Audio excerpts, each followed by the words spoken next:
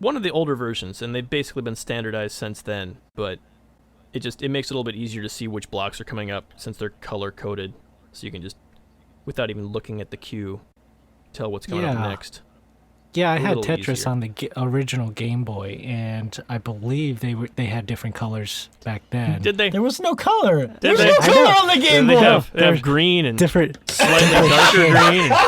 They had gray. This one looks, I don't know, a little bit more of an LCD green than the other LCD green.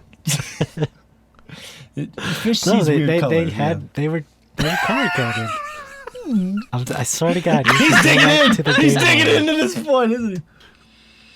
I'm gonna Google it right now. There was Fish. different shades of a certain monochrome Oh, color. Okay. 14 Shades of Grey. Mm-hmm. My favorite snake doll. Yeah. What? How many 14 shades? You ever heard the 14 Shades of Grey, man? 50 Shades of Grey? No, that's the erotic novels for horny housewives. Oh. Let's see. Tetris Game Boy. I'm looking it up right now. That's funny. You're funny. You're a funny guy, Fish. Always good for a good giggle.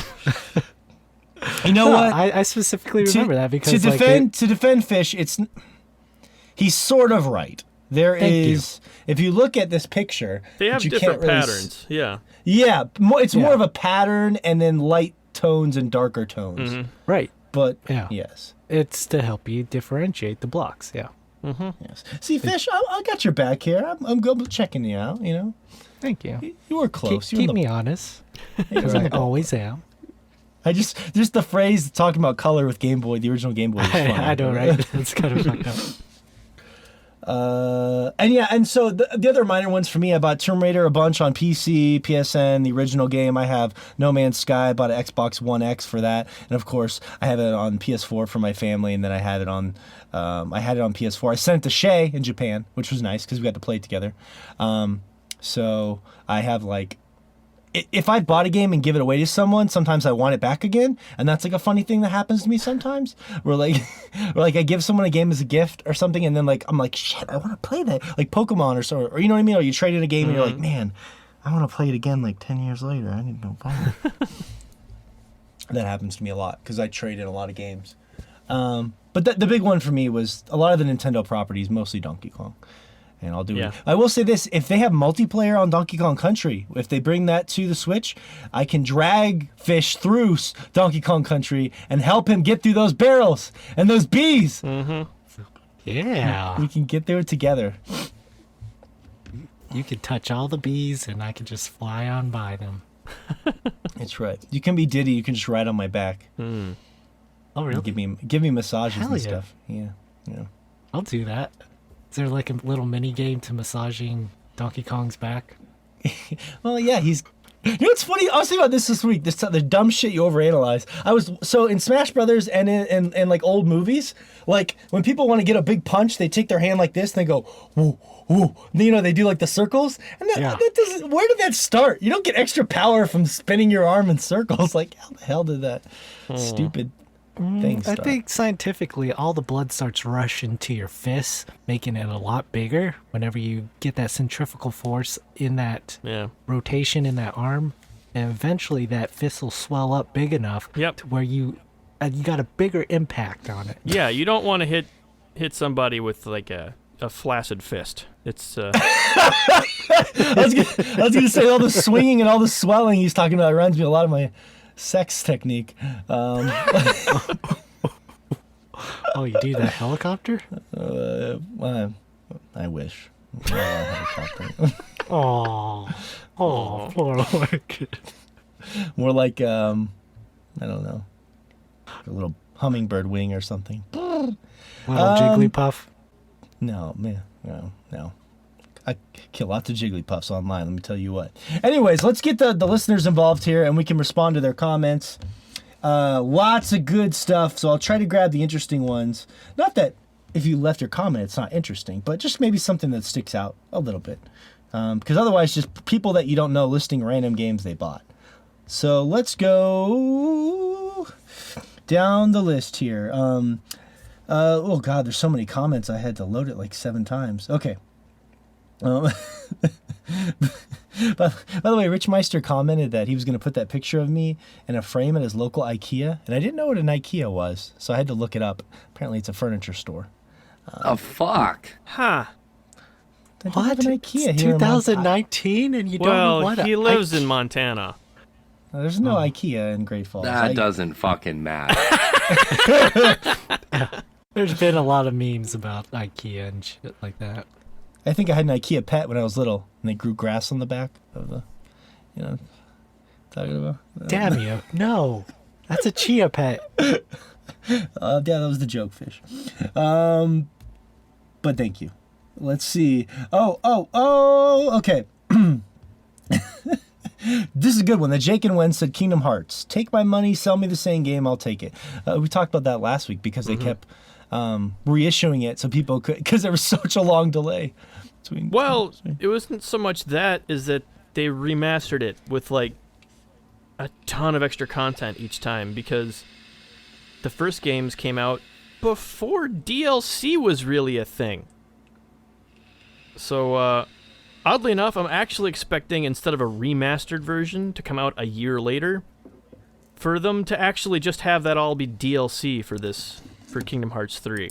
Because this is kind of the first time they've been that's been an option to add in like all the extra post-game bosses and stuff that they've always added in, and like extra cutscenes. So Kingdom Hearts 2 was pre-DLC era. Mm-hmm. And that's the way they did it, was just by re-releasing the game with a ton more content. Yeah, so that's a good one.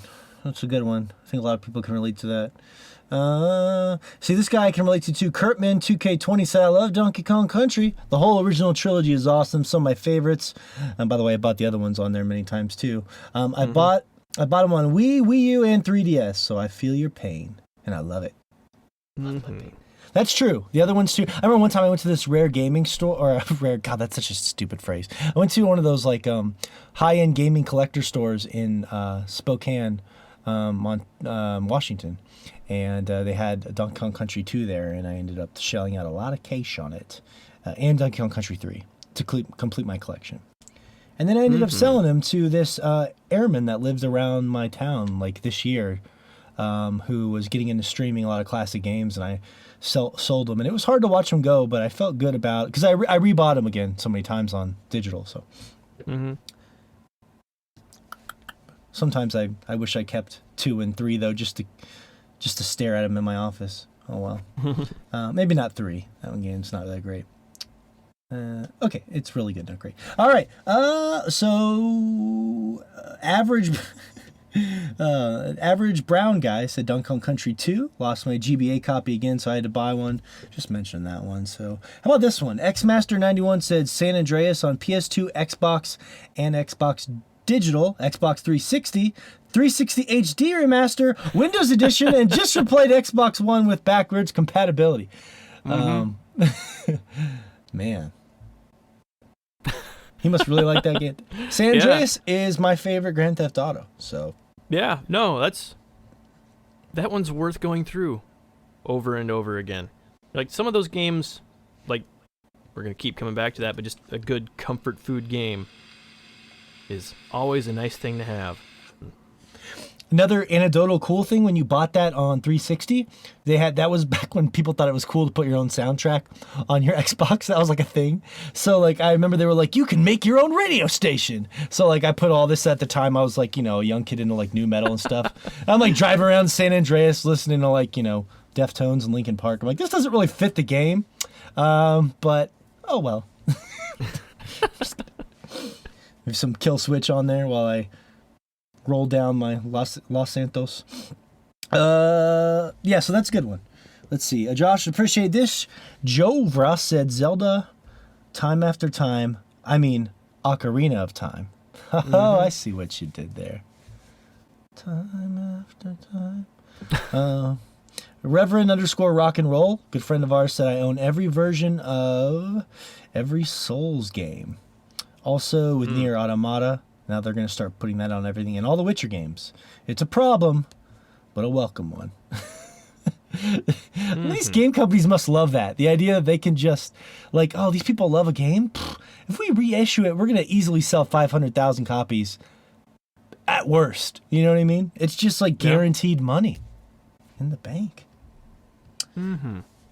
Ralph is Fat mentioned Skyrim, so we didn't talk about Skyrim, so I wanted to give somebody the mention for the most generically overbought game ever. Bought Skyrim for the PS3 twice because they were $5 each in a pawn shop. Then I bought it a third time because it was a legendary edition for $15. When it was announced for the PS4, I was so hyped that I pre-ordered it like a doofus and got 2 free posters out of it. I haven't even finished the game yet, and now I'm about to buy it for the Switch as well as I type this. Ever get that feeling of deja vu?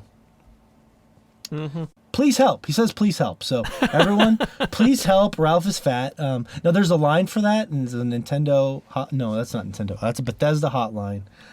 It's for Skyrim addicts and people that hate the new Fallout game. So it's double entendre there. There may be a little bit of a hold time getting through there. He really needs help, though, Josh. He needs to get right to the front of the line. It's a serious problem. He didn't mention he bought it for the fridge, though, or not the fridge, but the for Alexa. Yeah, he didn't mention that. Yeah. Once you bought it for Alexa, yes. Lizzie Mueller. Oh, I love this comment. She said, "Oh, Donkey Kong Country is my life. I've gotten Stardew Valley 4 different platforms because it's the GOAT, the greatest of all time." Wow, dropping the GOAT on us. It is good. They really they perfected that Harvest Moon format in that one. Like, there are a lot of games that have done similar things, but yeah, Stardew Valley is just good. It's definitely worth having that on multiple platforms. You can play it wherever. I just want Stardew Valley in space, Josh. That's what I want. I want the same game, but like space animals and weird space plants, and you're like in a weird biome or something. You know what I mean? They've made that, but it was side-scrolling instead of top-down, I want to say. Huh. I'd have to look. I'm pretty sure I own that on PC. Oh, yeah. I think I know what you're talking about. Yeah. Is it Starbound or something? That sounds right, but so many of those Star whatever games are so similar that there's no way I could tell you 100%. It's similar, and they do randomly generated stuff. I watched a lot on Starbound. Not exactly what I'm looking for, but that's a good point, Josh. They have dabbled into that idea. Yeah, it kind of had like, what was it? It was like almost Minecraft elements to it as well. Yep. My wife is really excited for Chucklefish's. They're making it a game that's like Stardew Valley, but set in like witches and wizards and stuff like that. Sort of like Harry Potter Stardew Valley. I can't remember the name off the top of my head, but they've been talking about it for a while. God damn it. I'll Google it later and tell you what it is. But she loves Stardew Valley. That was one of those games I had to force her to get into because I knew that she'd like it, but she's so resistant to trying new things. Oh, this is a good one. Hakuna Matata 522 said, Pokemon Red. I bought that game so many times that it hurts. Although we should have said burns because, Charizard. Yeah, that really must burn because you bought the wrong version. You should be buying blue. That's right, Shay. High five. Whoa, no. I do not agree with that. You know what's funny? Bit. You know what's funny is, like, I was telling the guys this before the podcast. I'm going back to some of the original episodes to write some synopses for each episode. And in the very third episode that we ever did, we were discussing Pokemon Uranium, and we were discussing which first Pokemon game we played. Morgan and I played Blue. Fish played Red, and he actually mentioned this on the podcast. I don't remember if Josh played Blue first. Blue. I'm pretty sure. Blue. Yeah. Not a psychopath. Exactly. That's what I thought. What was your original? What did you guys go with? I'm sorry. Go ahead, Shay. Sorry, I didn't mean to cut you off. I was gonna say, Fish, you can side with, the listener on this one. But very special. I'm sure I got a lot of psychopaths backing me up here. You do. Yeah, I'm sure you do. I bet Red was the more popular. All those version. Faygo drinking. Yeah, psychopaths. I'm sure Red was probably more popular as well. just because Charizard was the Everyone loves shit back in the 90s. So. He is the fucking shit. Yeah. Mhm. Still is. I'm pretty sure I went with Squirtle though. Actually, the first time. Pretty sure. Oh. Yeah, I think so too. I think I did too. No, you. Wait, no, you I didn't. went with Charmander actually. Yeah. You definitely went with Yeah. Charmander. You used to have this long story about how you fell in love with Charmander at school and blah blah blah blah blah. Yeah. Yep. Hey, if he wants to feel feel inclusive, let him. Yep. I know. I feel like I know Charmander's Fish's history. probably the best starter. Uh, Just because you don't get mine's like a- any other options for fire types for so long in that game. So just for a true. well-rounded team, he's probably the best pick.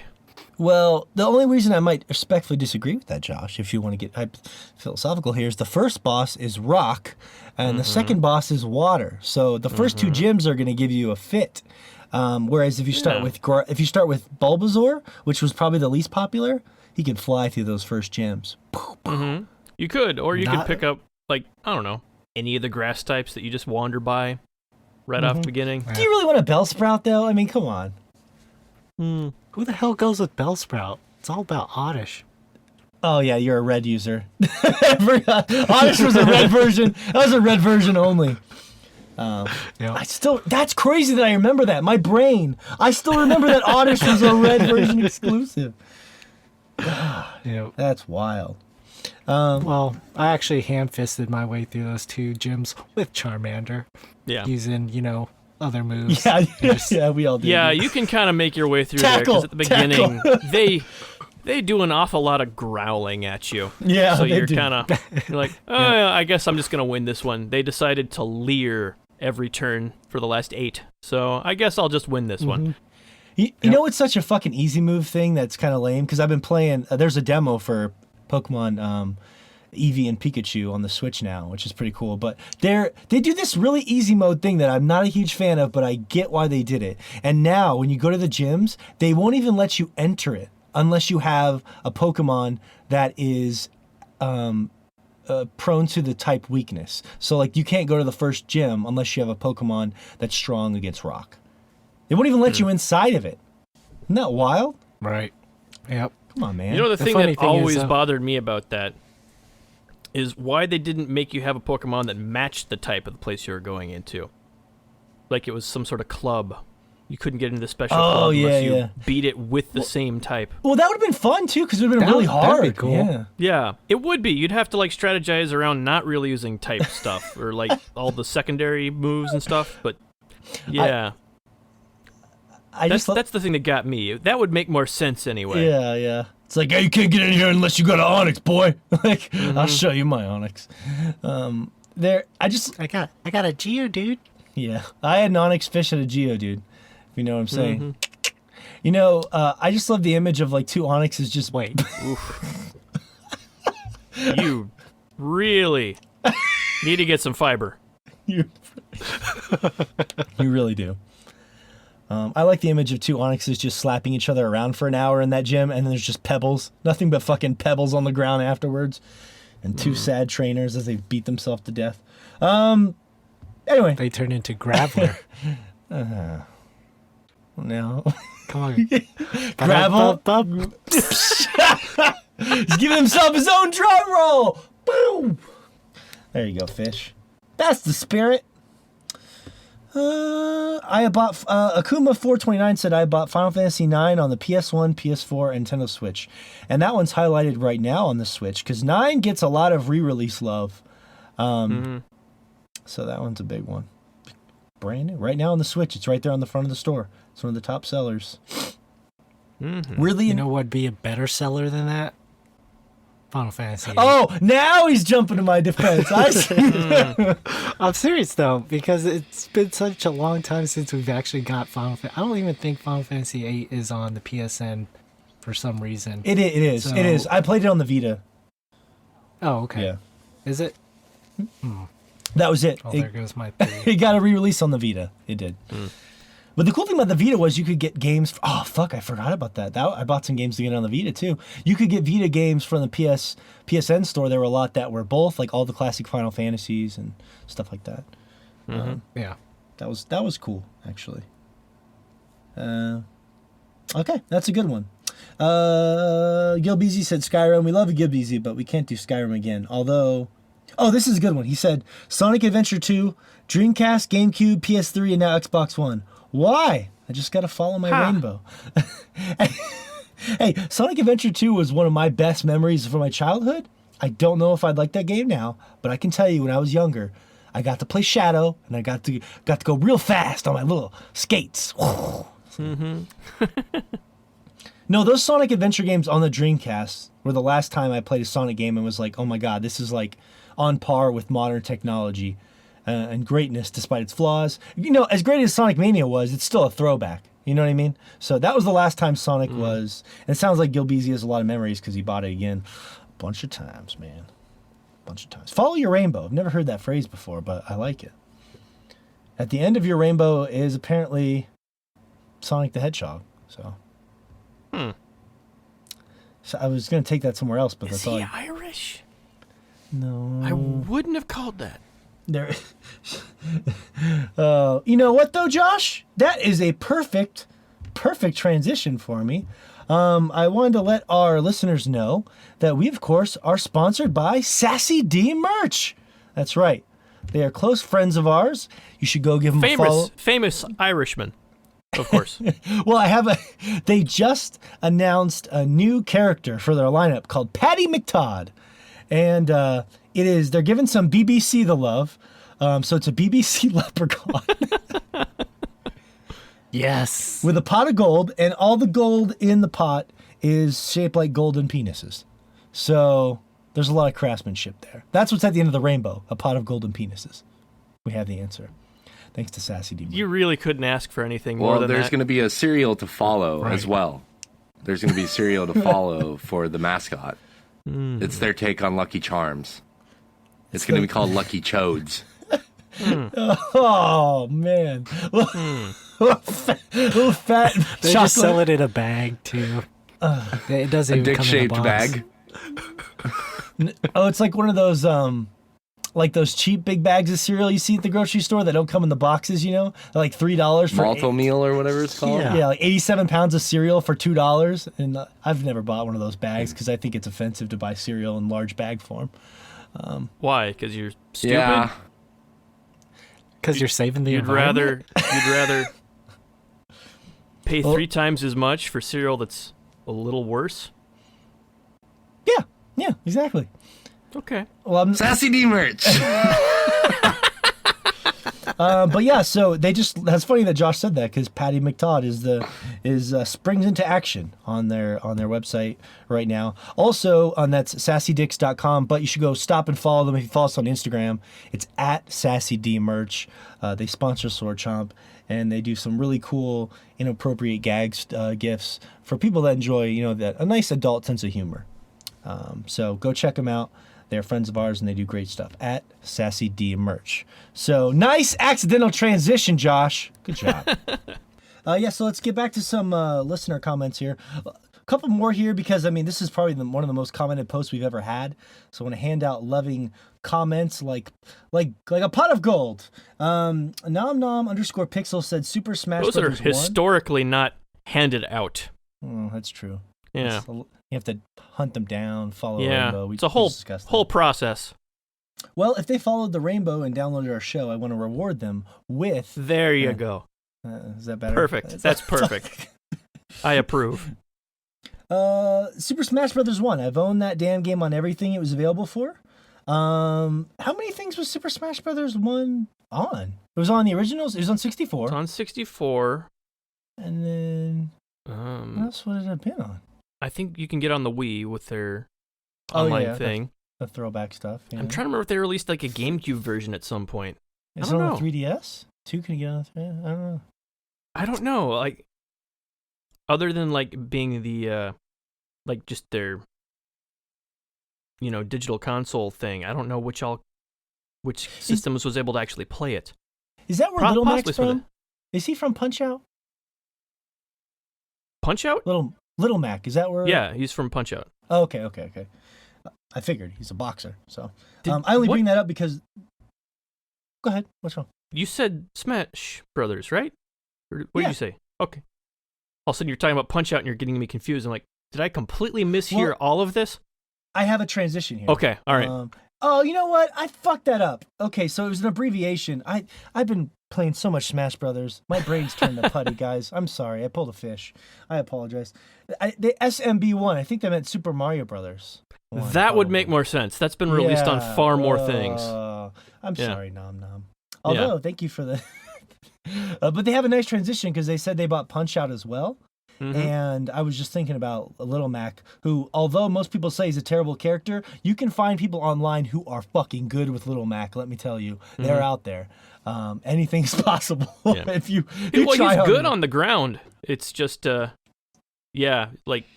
just jump a couple times, and you'll basically dodge anything that he does extremely well on there.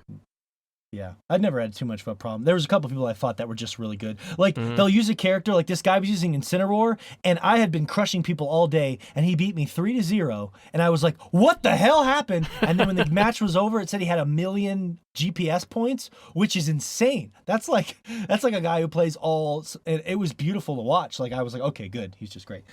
Tangential, but thank you for the comment. I'm sorry I butchered that, because Mario is on everything. I mean, Mario's on everything. It's a classic. Can't go wrong with that.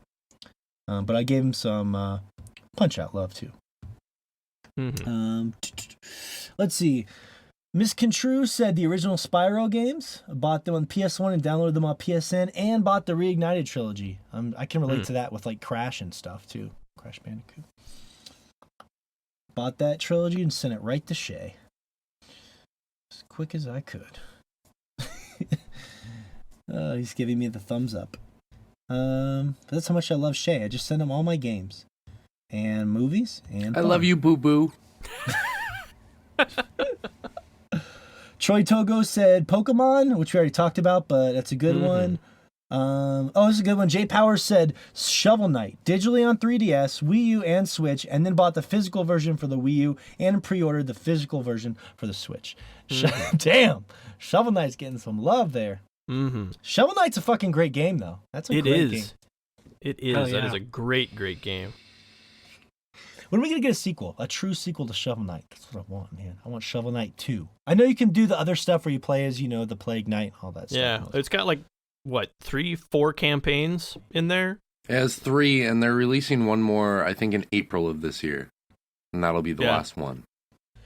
Are you just going back through the same areas, though, with different characters? Yes and no. Some of them more so than others.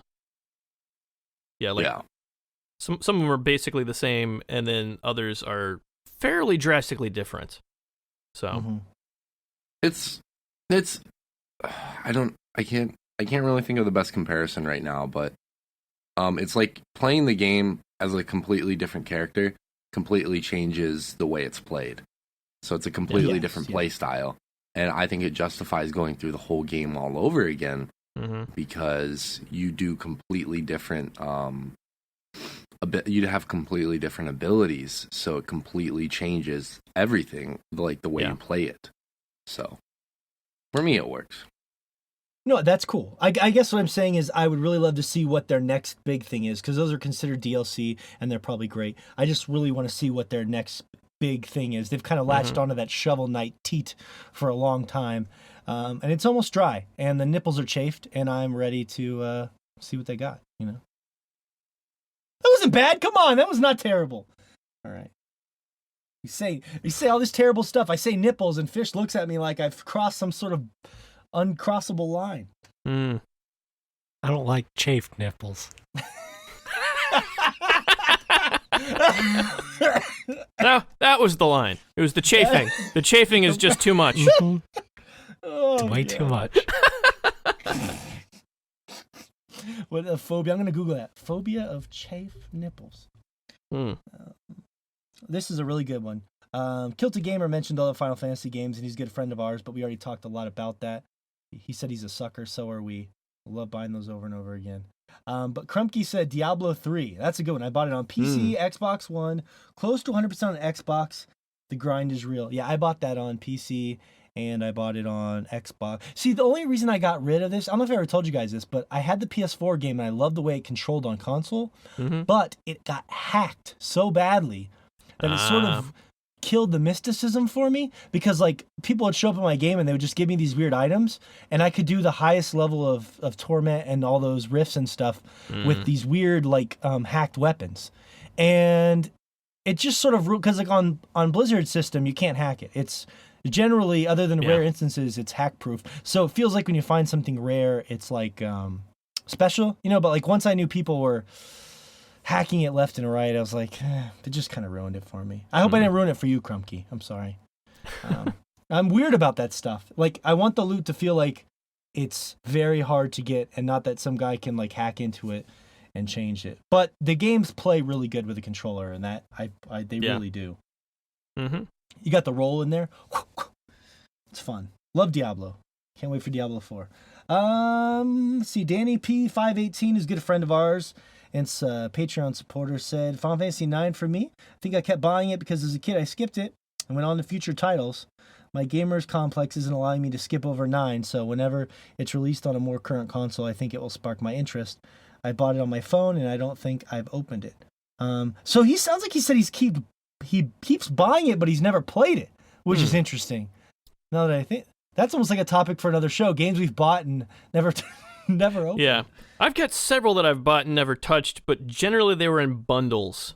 Like, it's cheaper to buy one game that I'm interested in this bundle, and then I'll end up with like 6 others, and with no intention of ever playing them.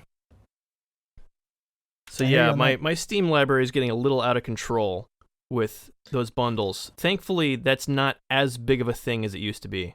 Like, that was, for a few years there were way too many bundles that were intriguing. You got a little bundle crazy. Every week you were like, guys, there's a new Humble Bundle. Yeah, bundle. well, they used to always, for a long time there were so many amazing indie games that were in those bundles. So, yeah, it was nuts. It was nuts there for a while. It's nuts. There's nuts. I also love a bundle of nuts, for whatever that's worth. Pistachio, peanuts. That's the only nuts I could think of off the top of my head. Let's see here. Oh, this is the last one. Last comment. This is a really good one. One of the most re-released games of all time, and a great one. Jay Wolbro said, Resident Evil 4, I bought it on GameCube, PS2, Wii, and 360. Mm-hmm. I think you can even get that on your phone now, too, if I'm not mistaken. That Wii version is actually really good. Like with the Wii controls? Yeah, like they nailed the waggle there. Like it's with Resident Evil 4. I want to see that on the back of the box. They really nailed the waggle. They nailed the waggle. See, we need quotes like that for more recent games, just so people can use them. Quotes that no one will quite understand, that really need to go on the box. It's unusual because usually the waggle is doing the nailing, so is it really? You know what I'm saying? Waggle here. I want to thank everyone for all their incredible comments. A lot of good ones. It was a fun topic, so good job, Shay. You pulled that topic out of your ass, and it seems like people really liked it. I finally got one to where we got a ton of comments. You know, I've been pitching. Finally, hook, line, and sinker on one. Well, wait, you went from the pitching metaphor to the fishing metaphor. It threw me off there. Pitching, you finally got a strikeout. Or no, I meant pitching as like I'm sitting in an office and I'm pitching a product. Oh, okay, gotcha. And then you hook, line, and sinker. That's went typical on a office business talk, trip, you know. man. Yeah, that's right. He's on a business trip. He's pitching it in the wilderness with his management, and they go fishing. Got it. Figured it out. I mean, it's just typical business talk between guys. I mean, nothing new there. All right, that was a fun conversation. And this is nice. That was good. It was indeed. A lot to say. You know, I think what we learned is that generally video game companies, they want to make something great and then just bleed you dry with that great thing for the rest of your life. And we've all accepted that, and that's okay. I did want to tell you guys briefly. I know that you don't guys have not a strong interest in Far Cry here, But a lot of people have messaged me and asked me about Far Cry New Dawn, which is pretty interesting, which I do have, by the way, Fish if Shay, or Shay, if you decide you ever want to dabble into it. I know Josh probably has no interest, which is understandable. And we were pretty tepid about it because it didn't look particularly appealing. But I'm trying to think of a good metaphor for you guys of like a situation where you liked the game a lot and you felt obligated to buy the sequel even though you probably didn't think it looked that interesting. Can you guys think of a situation like that might apply to you? Like a game you loved and then they came out with a sequel and you're like, Final Fantasy X and Final Fantasy X-2. Yeah, Yes. right? That's a good one. That's a good one, yeah. That's what I was thinking. Yeah. Which is I odd love considering 10. 10-2 is actually great, but stylistically was so different that the audience that's going to like one is not going to be the audience that likes the other. Just, yeah. It's so interesting is like the combat in that game was so ahead of its time for a Final Fantasy game series in the whole series, you know. Yep. It really was. Mm-hmm. You Yeah. talking about 10? Final Fantasy 10? Well, 10-2. 10-2. 10-2 was just like a really fast active time battle system. That's what I'm saying. It was ahead of its But it had time. Look class at it's switching. used in 15 now. Yeah. It had the whole class switching thing, so you could like... Yeah, like different job. It was the job system. Mhm. That's what they went back to. I didn't know you played X2, Shay. You actually played X2? I did. Mhm. Wow, that's shocking. That'd be funny if you finished X2 before you finished 10. Doesn't he always tell I us did he not. still hasn't finished Final Fantasy 10? I did not. Oh, man.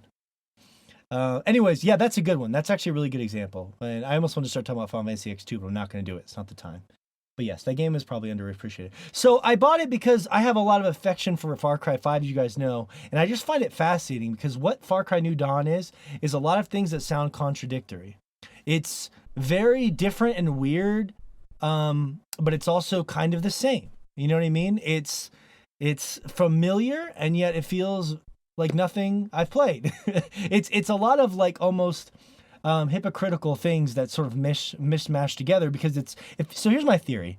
I don't think this game was made in a year. That'd be pretty much impossible. What I'm guessing is that when development started on this game, probably later into the cycle of Far Cry 5, they said, let's just get weird with it. We're going to make it $40. We're going to release it a year after 5, but this has been part of the plan. Obviously, it doesn't feel like as much time and effort and love was put into this game as 5 by any means. But whenever they sat down to make this game, they had to look at it two ways. They said, one, either Far Cry 5 will be a bomb and everyone will hate it, and this game will be so different and weird that it could appeal to people that didn't like Far Cry 5, which is a win-win. It's $40. Or Far Cry 5 will be beloved and people will go buy this game because they want to see the sequel. And they've done a lot of spin-off Far Cry games. You remember Primal and Blood Dragon. They always do this often. But I think the weirdest thing about Far Cry 5 is it was received well, but not great.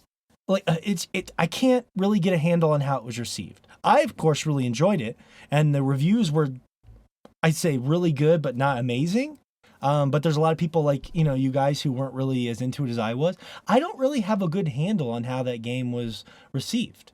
It got a nomination at the Game Awards, but it's just hard for me to really... It sold really well if you go by sales, but sales are not always indicative of those sorts of things. So that's why I think this game is so interesting. I feel like most people are going into it are people that really enjoyed 5, like myself.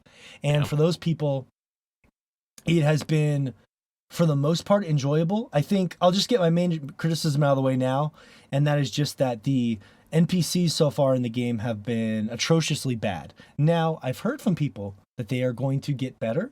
So some people I know that have stuck with the game. For example, the first NPC you meet is this guy named Wikibeania. And they're going for like a really like cringeworthy kind of humor. Like, I'm not even kidding. His name is Wikibeania. I guess his name's supposed to be Bean or something. And he's sort of building this thing for the new land, post-apocalypse. And he has people working for him, I assume gathering information and whatnot. And he's very stiff. He's not animated very well. The dialogue is given very poorly. Like, it's trying to be very quirky. It almost feels like someone was trying to be very, like, 2019. And it feels like they're just trying too hard. And go ahead, Shay. I saw you lurch. I was going to say, to me, it looks like a primer for Rage 2. That's all it looks like. Like they're trying to rush this game out because they realize stylistically Rage 2 has like a lot of beautiful aesthetic. You know, you look at the trailers, the release trailers and the subsequent trailers that have come out for Rage 2. Aesthetically, it looks like a beautiful game. Not talking about the gameplay or anything, or the story, none of that. Rage 2 looks like it has a ton of style. And I think what the Far Cry people did was they were making the sequel and they were like, oh shit, that looks beautiful. Let's cut into that. You know, let's make this stylistic Far Cry game. Because it feels like anytime a Far Cry game has been released, to me, I've noticed that it kind of like nips at the heels of other games that are AAA titles that are popular during the time that it releases. You know, so when Far Cry 5 was coming out, when it was announced, it kind of reminded me of a blend between Fallout and Horizon Zero Dawn. A little bit. Like, it had some elements of those games. And that's why it initially appealed to me so much, to why I wanted to play it. Primal came out. I'm trying to think what game was popular during that time that it reminded me of. Can't think off the top of my head, I apologize. But it just, to me, it seems like anytime a Far Cry game has come out, it's kind of nipping at the heels of other games. And so this game, to me, doesn't feel any different. It feels like a primer for Rage 2. I could be wrong, but that's what it just feels like on my initial Maybe. Like they impression. seem to make a new game and then use the engine for like weird spin-offs. That is definitely a thing, and where they're getting those ideas from, whether or not it's coincidence or just, oh hey, this other thing looks cool. It, you know, who's to say? But yeah, I get where you're coming from there. I agree. I think that it was probably just a very weird, unfortunate coincidence. And the only reason I say that is because we didn't know Rage 2 was even a thing until last year, right? That was the big deal. Everyone was like, what? There's going to be a Rage 2? It was like a huge deal, and they announced it with the trailer and everything. And so, and this game, I imagine, was in development a little bit before that. So I would doubt that. Like, they could have been thinking about this alongside of Far Cry 5, but I think it was probably the same team working on it after that game was done, if I had to guess. Well, the only reason I'm worried, I wonder about that is because that means I'd have to believe that they made this entire game and shipped it within less than a year. I don't know how. Well, because it's basically just new content for 5.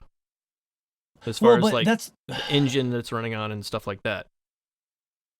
I guess what I'm saying is that's unknowable. It's interesting to talk about. I don't know for sure. I don't think any of us do, but it's fun to speculate. Yeah, for sure. Like, for sure. This is all hypothetical scenario. Yeah. You know, I obviously have no proof or anything of that nature.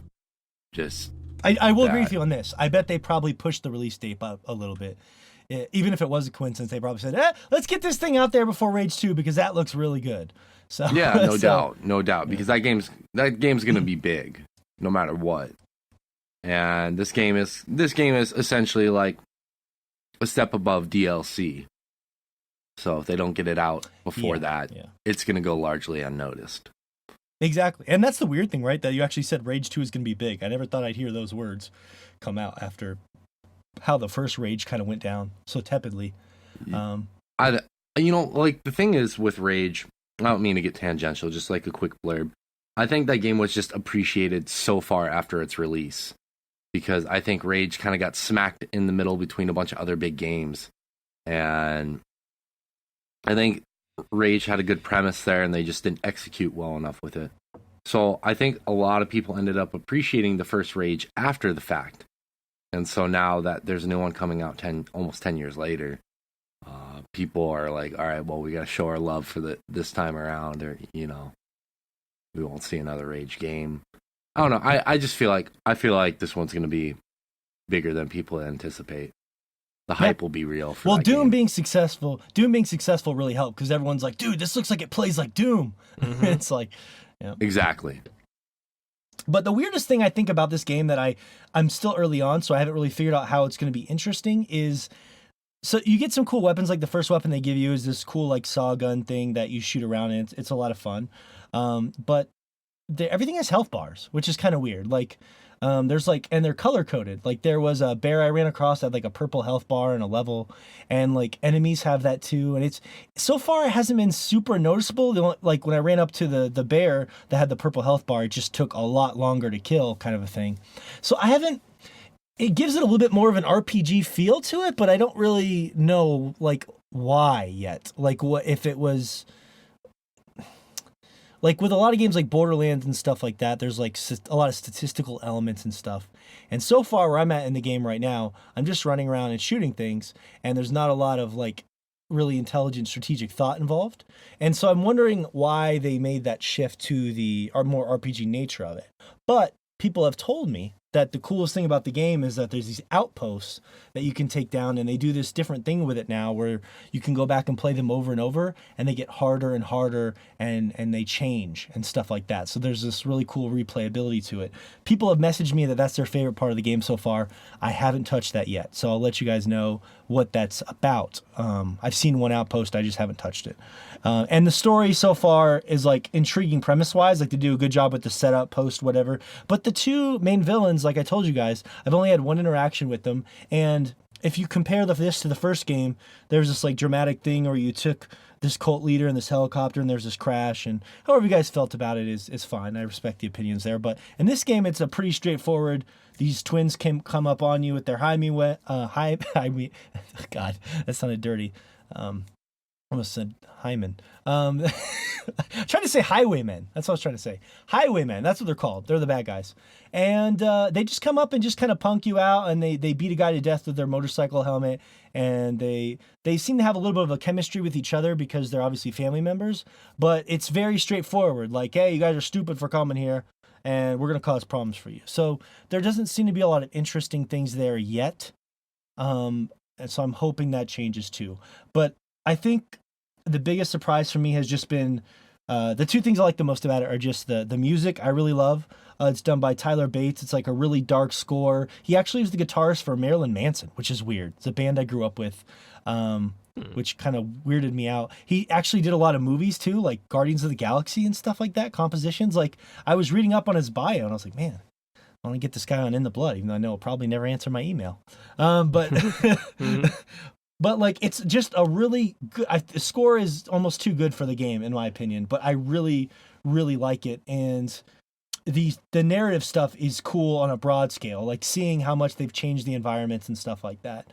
For me as a fan is interesting. I'm excited to see Joseph Seed. I did have a disappointing moment where I no one's talked about fishing being in this game at all, right? And I'd written it off. I'm like, glad I got rid of fishing. Fuck these guys, whatever. It's a spinoff. Sure enough, the first perk I got, it said fishing rod. And I was like, oh, what? So I go out, I find a little watering hole in this game because there's like, it's post Fallout. There's all these weird mutated animals. Like the bears look all different and weird, and there's like mutations and stuff. And there's like big crazy alligators and stuff like that. And the first area I went in and fished in, I just caught regular ass smallmouth bass. I was like, what? This is the same shit. What? Couldn't they have made them like irradiated smallmouth bass or something like that? Or yeah. You know what I mean? I don't know, nobody cares, but I was disappointed with that. That is like, strange. Yeah. And you would have expected them to get the same amount of irradiation as, those Montana alligators. I don't know. Yeah, that's, what the fuck? Are there alligators in Montana? Yeah, not so much, guys. Shay, are there crocodiles or alligators in Montana? You're a biologist. There can't. No. I'm just joking. Come on, give me a break. All right, I never know. So my initial reaction is, although he really doesn't know. If any state were to have alligators just hanging out in a pet store, it's Montana. So they could have just gone wild That's after true. the fallout. Josh, yeah. I'm not kidding about this. There used to be this pet shop in Westgate Mall in Great Falls. For any Great Falls listeners who will know what I'm talking about, it's called Pet Stop. And I remember driving by it, or my parents, we were going to Westgate Mall for something. I was super young, like maybe 5 or 6 tops. And I remember I was like, I want to go to the pet shop. And we pull up, and there's a fucking deer in a cage in the window. And I was like, And then there was something that and I don't know why my brain remembers this. It looked like a fucking leopard or a jaguar, and I was like, "Where am I?" And those high-end Montana. I remember dealers. shortly after that, Mm-hmm. I was like to my parents, like, "I want to go to the pet shop again." They're like, "Sorry, it's not there anymore." And I was like, "Why?" Because when you're 5 years old, you don't understand. Yeah. Jaguars aren't pets. Must have Dad, just can been we like bring that. this one home? Sorry, Shay, not today. Maybe another Mm-hmm. day when I'm rich and I want to die. Yeah. That's funny. Anyways, I'll spend some And more time with like, it. I'm not making that shit up. No, just I so you believe guys you. know, I'm not making that shit up. I mean, now I have to go find out why there's alligators. I mean, in the most illogical things in a lot of video games, I think, especially this one, the alligators is probably the least on that list. But it is fascinating now that you mention it. I did not even think about that. There's Yeah. It's just like it's the same spot as the last one in Montana, but there are alligators. Yeah. the most cringeworthy part of the alligator introduction they give you is you're doing this kind of weird fetch questy thing where you're like swimming down this silo, and this really silly character. Oh, God, I don't want to get into it right now. It's really bad. But she's like, watch out for crocodiles or alligators or whatever. And I was like, what the fuck? And I'm not kidding you. Your character, when he's encountered with the alligator, a giant alligator, grabs it by the mouth and snaps its jaw. As if he's fucking like, Huh. hey, it's Far Cry. I guess he's superhuman strength. Crack an alligator skull. You know what I'm saying? That just made me laugh. That's I'm some like, good meth. He does some good bliss. Yeah, they haven't mentioned the bliss yet. It's a little disappointing. The bliss has been irradiated from the planet. But yeah, it's the weird thing is it's literally it's a giant map. It's like literally a full ass game, so it's weird. I like it. I'm not in love with it, but as a fan, I'm enjoying it for what it is. Like I said, I'm really digging the music. So I'll let you guys know how the outpost and the story go, but that's really all I could follow up on because I feel like that's all there is to it. I'm just curious if people who are checking it out are enjoying it more than they thought they would. Because I would say I'm in that camp. I wouldn't say I'm in love with it. I would just say I'm enjoying it more than I expected to enjoy it. Then again, I did go out and buy it, so maybe subconsciously I thought I would enjoy it more than I did. Who knows? Those are the deep, dark questions that only fish can answer. We have a lot of good polls to talk about this week. This is some interesting stuff. Okay, so I don't know if this even applies to us, but everyone seemed to care about this, so I thought I'd throw it on there for fun. It was kind of a slow week. So Netflix has continued canceling some stuff, some questionable stuff. And there's two popular shows that got canceled: The Punisher and Jessica James, which are two like kind of Marvel things, right? Who? And I didn't know they had that on there. Jessica Jones, is that what it is? Did he say Jessica James? Did I hear that right? What's Jessica James? I thought that's what you said. Is that a porn star? I don't know. I don't know. That's why I was confused. Jessica Jones. Sorry, that's how little I know about this shit. I'm not even kidding you. All I know is there's a really pretty girl I see in all the advertisements. Never watched it. So are you guys a fan of either of these shows before we go any further? Yeah, Jessica Jones is great. Great. Is it? Okay. The Punisher, not so much. I felt the opposite. Oh, fight. Just kidding. I don't know about the second season of Jessica Jones. I haven't finished that. So, but that first season's really good. But okay. That's fair. Well, I've heard good things about Jessica Jones. Punisher, it's dumb humor, or it's not dumb humor. It's dumb entertainment and enjoyment. I realize that. I don't take it too seriously, and I've enjoyed it for what it's worth. The acting, like in any Marvel show, the acting is not always the peak of the show, but I enjoyed it for what it was worth. I enjoyed The Punisher both seasons a lot. The second season had, I think, a lot more depth. I think there were a few episodes that were, unfortunately, like, didn't need to be there. They kind of dragged it out. Yeah, pretty much. But the way that The Punisher ended the second season, or the way it ended, was good because they didn't leave any loose ends. Because they were pretty much sure that they were going to get canceled with Disney looking to launch its new platform apparently 300 years from now. Because that's been rumored to have going to be launched for 3 years now. It's like they're waiting until all their other contracts expire to finally get the thing rolling in any meaningful way. I mean, like, it exists, Right. but, like, it exists in a fashion that no one's going to pay for it yet, sort of a thing. So. Right. No, one thing that boggled my mind about this whole situation, and this last thing I'll say about it so Morgan can get to the polls is, I don't know why I do this to myself, and I know at least 1,000 of you listeners are the same way. You go read the comments on this stupid shit, and it's like secretly you love the drama, otherwise you wouldn't read it. I mean, that's the truth. Mm-hmm. But, like, I went in there and I was like, there are going to be some really, really, really mind-boggling comments. Go in, read some comments on social media about the show being canceled, and they're like, what the fuck, Netflix? I'm canceling. This is the final straw. And it's like, it's not Netflix's choice. Mm-hmm. Disney owns the property. They're the ones saying pull it. It's not Netflix's fault, but, like, people are just laying it on Netflix, accosting them, saying, what the hell are you doing? You're fucking up. And Netflix is like, my hands are tied. I don't have a choice, So, yeah.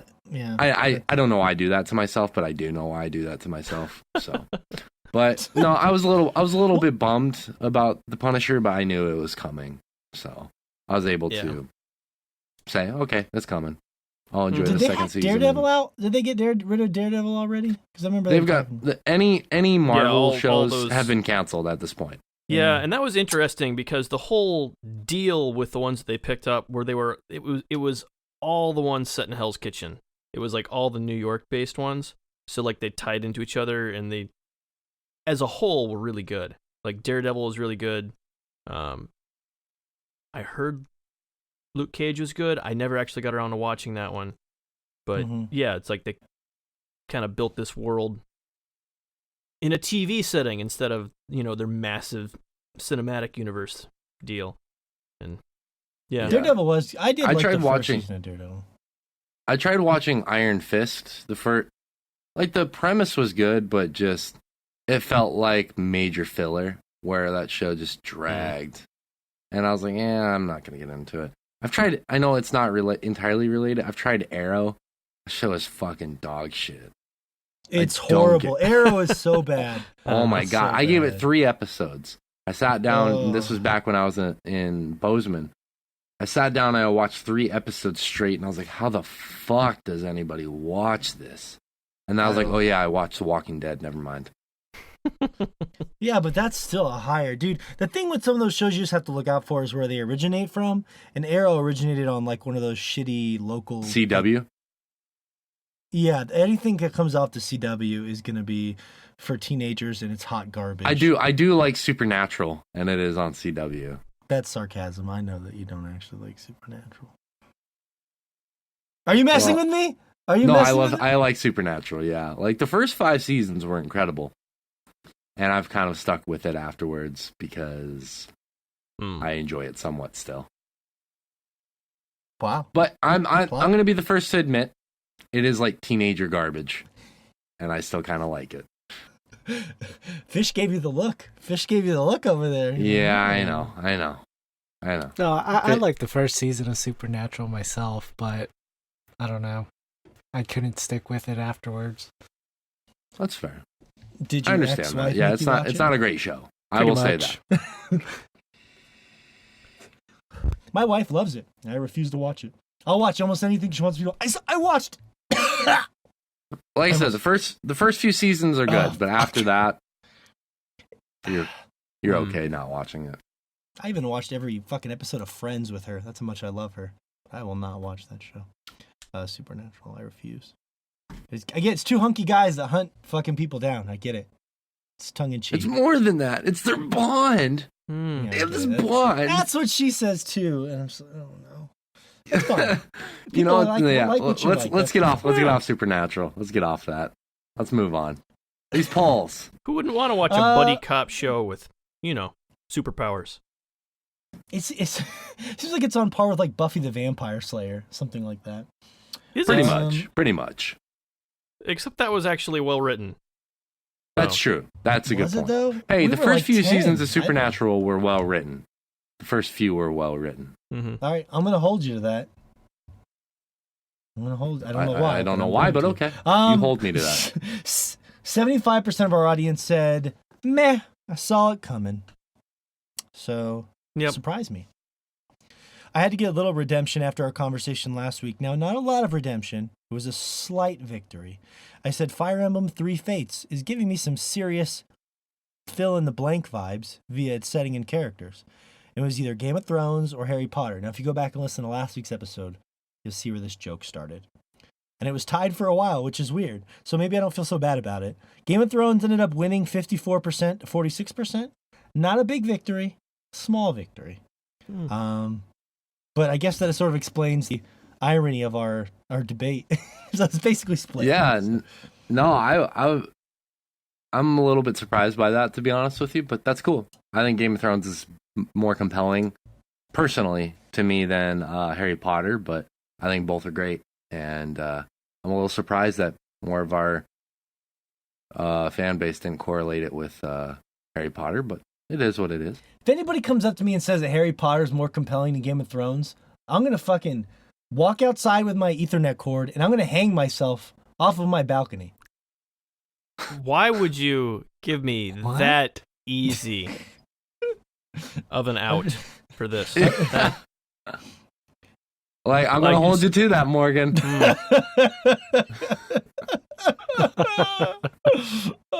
I'm going to hang you to that. Hmm. All right, that was a bad joke. Oh, Yeah. no, you know what? It was a good bad joke. There's Was room it? for both. It really wasn't. It really was. No, there are good bad jokes. I don't think that was one of them. Maybe it was a good bad. Anyway. That's like what I imagine. That's what I imagine. Like a fanboy sends us a threat letter to his favorite developer. If you don't include my favorite character, I'm gonna take my Ethernet rope. I had to Take do it that. outside. I had to become the internet. Everyone who loves Harry Ooh. Potter just. How does needs it to do feel? Never go full internet. that. You know what? It feels all right. Only because I have that much conviction. Now, In that. in 5 minutes when you're choking, it's not gonna feel so great. That's what she said. I'm willing to drop this joke now, Oh. right off my balcony. I said, have you tried the free demo for Dayamon Ex Machina, which is the new mech game on the Switch? Has anybody else tried this demo besides yours truly? Nope. No. No one tried it. Okay, well, this isn't going to go well. Well, 82% of our audience said no. They also have not tried it. So it's a public service I was giving people. I guess I should wait till you guys try it, but yeah, it didn't strike me too much. I'll just say that visually didn't look real. It has a great art direction, but it looked real rough on handheld mode. But I can't play my Switch plugged in right now because my dog chewed through the cable. So I can only play it in handheld mode. And it wasn't Cujo. No, it was. That's why I got rid of them. You don't have Oh, okay. any more HDMI cables anywhere. No, it chewed through the cable that connects to the actual Switch, like the The power cable? yes, the power cable. well, then how are you charging your? Weirdly Switch. enough, I found out you can use an Android phone charger to charge your Switch when it's in handheld mode. USB-C. Yeah, Yeah. USB-C. Yeah, it's USB-C, so you couldn't. Never mind. The dock has to be functioning to play it on your television, I believe, right? So that's why it doesn't work. And I don't think it's a cheap fix. I haven't looked into it. Why are you looking at me like that? I'm right? Am I wrong about this? I don't know if it needs to be powered or not. I'll I've send you a never picture. attempted it. I I'll send wouldn't you a think it picture. would need to be. I'll take a look at it tonight. What I saw was irreparable It damage. could though, because it generally uses a little bit more horsepower in order to increase the resolution on the TV. So I could see it needing power, but I'm To not. work from I'm there. not 100% sure. So you're thinking like I could still put it in the dock and it could still work even though the dock is not. Yeah, but I'm not sure, like I said, because Okay. they increase resolution when you're playing on TV mode, and so they may have the power usage may go up to a point where you actually need to have the thing plugged in. It's But I really don't tragic know. because I want to play Smash with my Pro controller that my wife bought me, and it's a wired Pro controller which you have to plug into the actual, which is weird because I'd have to sit where my Switch is plugged in, and it's just kind of strange. I wish there's a better way to play it with a Pro controller, honestly. Now that I'm a pro, so. Like, I had to sneak that in there. Sorry. April 26th, hype level for Days Gone. Interesting. So this is kind of a fun thing to have on Instagram, is where you can put like a little slider. It's not even like a yes or no. It's just like a gauge your interest kind of a thing. And it's about halfway, right down the middle. So let's say tepid interest for Days Gone, which is the zombie open world long delayed game that's going to be a PlayStation exclusive, coming out on April 26th. So not terrible, but not high, just right down the middle. Which I guess seems about right. Shay's trying to convince us he wants to buy that game instead of another, because we share a lot of games. Oh, it's happening. That game is happening. What about Sekiro? Maybe I could talk you into Sekiro Shadows Die Twice. You could talk. I can't remember if it's that one or the other one, Ghosts of Tsushima, that I'm more interested in. It's one of those two. They both look good, to be honest with you. Yeah, they both look good. Sekiro's the one that's more like Bloodborne-y. It's a Souls game. Or from okay. Software. Sorry, it's not a Souls game. I'll do some personal research.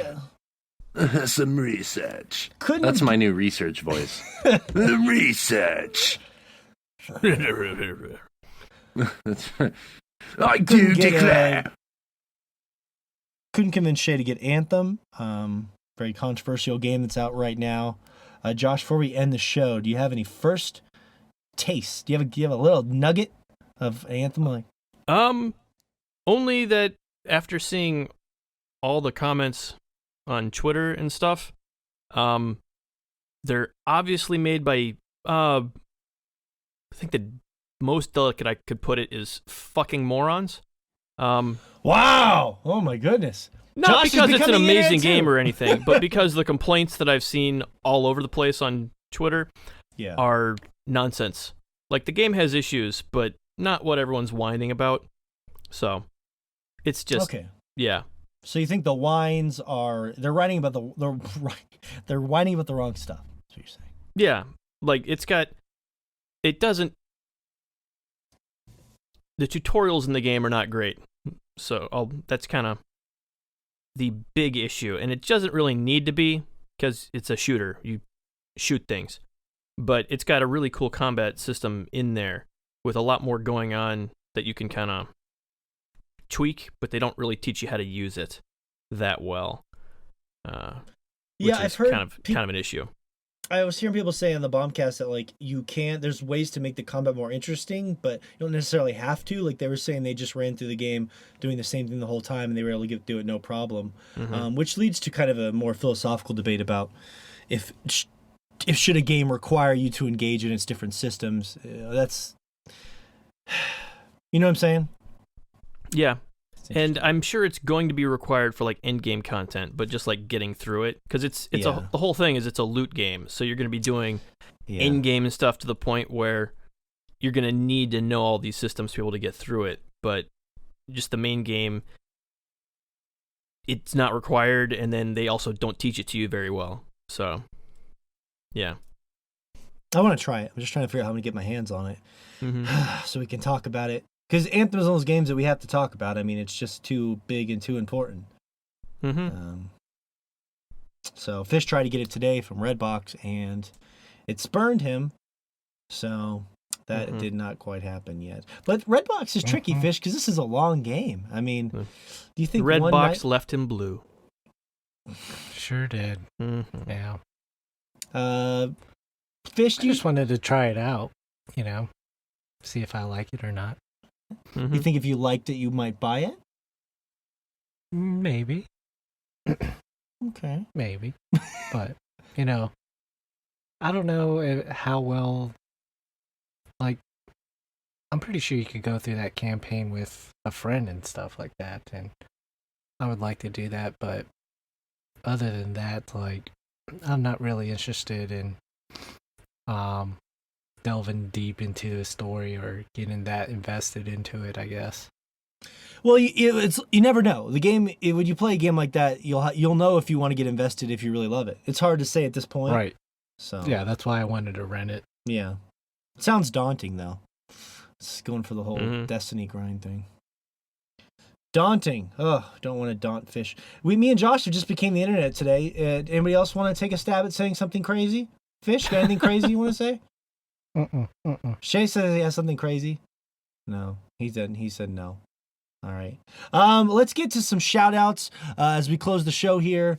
So as you know, we're started on Patreon. If you go to patreon.com/swordchomp, look for our VIP tier. We have a bunch of new exciting tiers that Shay just got updated, like a $20 tier for a Skype meet and greet, as well as new special polls for our $1 donators that only Patreon people will be able to vote on, and they're going to be really interesting. So yeah, if you enjoyed the show, go support us. It would mean the world to us and help Chomp Nation grow. But for our $5 and $3 supporters, we always give them shout outs at the end of one podcast every month. So without further ado, I'll roll this over to the professor. Ah, shit, Fish. You know what time it is. Yeah, boy. It's time for the Patreon shoutouts. That's what I'm talking about. Hell yeah. Who we got? We got Zach H, a.k.a. Cosmic Pop-Tart, and Ivan No. Skrr. We got Corin's Face, Danny P, Epidemic, Eric O. My baby. We got Gil Beasy, Howard, Jackie, Kane. Yes, Lord. We got Lisa, Kevin, Michelle, and our boy Rich. Whoop whoop. We got Ryan, Tony, and we got Zach G. Titties on a saucepan. Thank you guys so much. You complete us. You complete me, boo. All right, so all seriousness, thank you guys thank you guys so much for thank you for supporting our hopes and dreams, keeping us on the air for another month. Seriously, and I'll thank you guys so much. Sorry, I'm still scatterbrained from Fish saying titties on a saucepan, but Is that the show title? Can we just call it Titties on a Saucepan? you know, like I was typing and I was like trying to think of the most absurd thing I could think of right before the show that wasn't too vulgar. That would be like something really funny to hear like a hype man say, and I was like, titties on a saucepan, and I was like, yep, that's going in. But seriously, thank you guys so much for supporting us, being a part of the community. The Patreon people are usually the ones who are the biggest drivers of the community, so thank you guys so much for your continued support. We all greatly appreciate it. As you guys saw in the private Instagram, all the supporters, and this is to everyone else. One thing I really wanted to focus on this week is kind of revamping our Patreon to give us a little bit more realistic goals and to kind of give you guys a little bit more content for donating money to us. So even if it's as simple as like a poll, it's gonna, like, a lot of it's gonna be silly, but there are gonna be times where, you know, it's gonna be a little bit more influential. Morgan and I were discussing this yesterday about how, you know, maybe a Patreon poll for the week is, you know, what should Josh stream this week? Should it be Fez or Overwatch? And you guys will choose that, and then that dictates what Josh streams. Things like that. I think it's going to be a little bit more interesting. You'll have a little bit more influence on what happens in the Sword Chomp community and kind of our direction by just being a Patreon donator. So we just want to make it a little bit more of an exclusive experience for you guys, and just have more fun with us. So enough about the rambling. Thank you guys so much, and thank you to Fish for playing along with the script that I wrote. Of course. Mm-hmm. Maybe that can be one of the polls. Fish has to work in the phrase "titties on a saucepan" 5 times in the next podcast. Yeah, we'll figure something out. It's a Is that challenge. just- Challenge accepted? You know, it could just be 2 eggs. 2 eggs over easy. What kind of looks like 2 titties on a saucepan. okay. Right? Yeah. Where's the nipples? I'm thinking about the potential of show pictures here, and it's just a wide world of possibilities. Where'd you say, Fish? Where are the what? Don't worry. Where are the nipples at on those 2? Don't worry. They're What not Josh shaved. is actually going to do They're not is he's shaved, going I to take a promise. pan, and someone's going to Okay. be holding it up, and it's just going to have a bunch of cow udders. Well, Fish, think about it. The egg white would be the breast, and the egg yolk would be the nipples. Oh, they'll be the areola. Oh. Yeah. We figured it out. Maybe 2 jalapenos on there or something. Anyways. That'd be delicious, actually. Make me hungry. Yeah, so like Shay said, thank you so much for that. Quick wrap up here. You can find my side podcast, In the Blood, where I interview composers. In the Blood, if you search for it, download it. Shay has a podcast where he interviews game creators. It's called Evoking the Sublime. Evoking the Sublime. You should go check those out if you don't. And we already mentioned our Patreon a ton. So if we read your comment today, one thing we like to do is get our community more involved than any other podcast out there. I don't know if other people have their community more involved. I'm just going to say that ours is the most involved, and that's it. All right, that's fact. Laying it down. It's true. Yeah. True. You can tattoo it on your ass because it's true. Yeah. It's been verified by No one us. Ever That's gets all you something need. tattooed on their ass that is not true. Never. Absolutely Yeah. never. If it goes on the ass, it's true forever. That's usually my source for up-to-date news that I can trust. That's right. That's kind of like my life mantra. If you can tattoo it on your ass, it must be true. That's what I tell my students anyways. And they say, Nani? Mm-hmm. Nani? Because they don't understand. That's how it goes sometimes. Sometimes we don't even understand what's happening. But yeah, it's a great show. We'll be back next week talking about all sorts of new good stuff. So if you made it this far, thanks for checking out the podcast. And until next week, peace out. Titties on a saucepan.